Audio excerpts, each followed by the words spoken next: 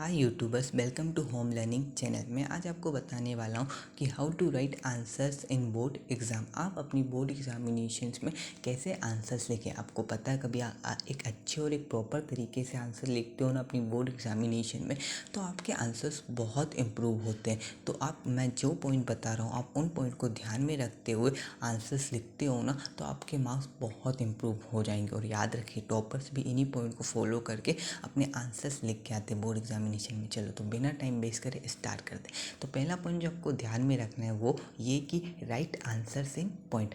आप हमेशा अपने आंसर जो हो ना वो पॉइंट में लिखो। ऐसा क्यों बोल रहा हूँ मैं, क्योंकि पॉइंट में लिखने से आंसर जो होते हैं ना वो बहुत अच्छे दिखते हैं। प्लस जो चेक करने वाला हो ना उस पर आपका एक इम्प्रेशन बनता है ना। तो आप कभी 3 लाइन तक कोई आंसर लिखना, तो आप उसे ज़रूर पैराग्राफ में लिख सकते हो। पर 3 लाइन से ज़्यादा का कोई आंसर हो ना, तो प्लीज़ आपसे एक रिक्वेस्ट है कि कोशिश करें वो आंसर आप पॉइंट में ही लिखें। टॉपर भी हमेशा हर एक आंसर पॉइंट में ही लिखते हैं।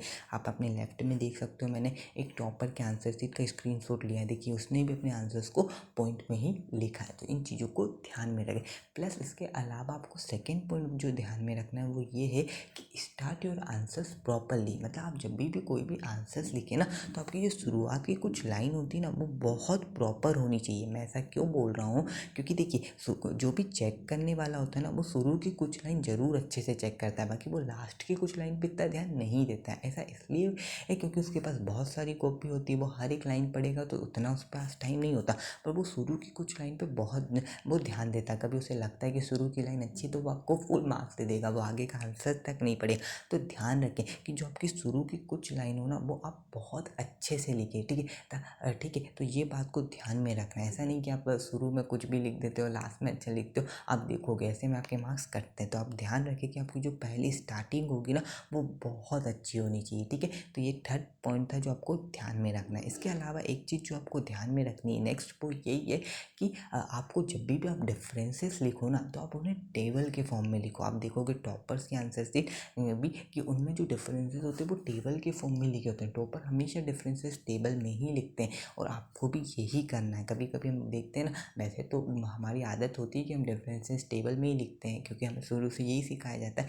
पर कभी कभी क्या होता है, भूल में हम कभी कभी जल्दी में नहीं कर पाते। पर ऐसा नहीं है, आप एक अच्छे से टेबल नहीं बना पाओ ना तो आप दो बीच में एक लाइन खींच के भी उस डिफरेंसेस को लिख दें, ठीक है। बट कोशिश करें कि उसे टेबल जैसा फॉर्म में लिखें। आप देख सकते हो आपके एक टॉपर का स्क्रीनशॉट, उसमें भी उसने यही किया है, ठीक है। तो ये चीज़ को आप ध्यान में रखें। इसके अलावा ना जो आपको नेक्स्ट पॉइंट ध्यान में रखना है वो ये है कि जब भी आप न्यूमेरिकल्स करें पेपर में, तो आप ध्यान रखें कि आपको जो भी गिवन डाटा है, जो भी क्वेश्चन में दिया है, जैसे नंबर ऑफ एप्पल एग्जाम्पल के लिए ले लो, तो आप ज़रूर लिखिए आंसर शीट में कि नंबर ऑफ एप्पल लिखते हैं। हमेशा ध्यान में रखें, कभी आपको आंसर न्यूमेरिकल नहीं भी आते हो ना तो आप इतना भी लिख के आते हो तो आपको कुछ ना कुछ पॉइंट मिलेंगे। और आपको न्यूमेरिकल आते हैं, आप ये नहीं लिख के आते तो आपको देखना एग्जामिनर आपके पॉइंट जरूर काटेगा। तो ये चीज़ ध्यान में रखें कि आप कोई भी न्यूमेरिकल लिखने से पहले जो भी क्वेश्चन में डाटा दिया हो ना वो ज़रूर आप मेंशन कर दें अपनी आंसर शीट में, ठीक है। जैसे आप टॉपर की आंसर शीट भी देखते होंगे, उन्होंने भी यही सब कुछ किया कि वो हमेशा ना मेंशन करते हैं पहले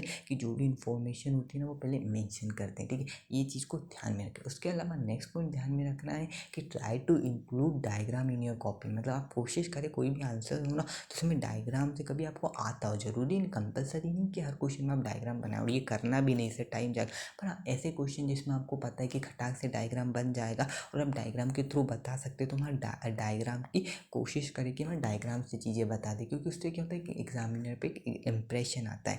नेक्स्ट पॉइंट जो आपको ध्यान में रखना है कि आपको जो भी आंसर हो ना वो लिमिटेड वर्ड में लिखना है।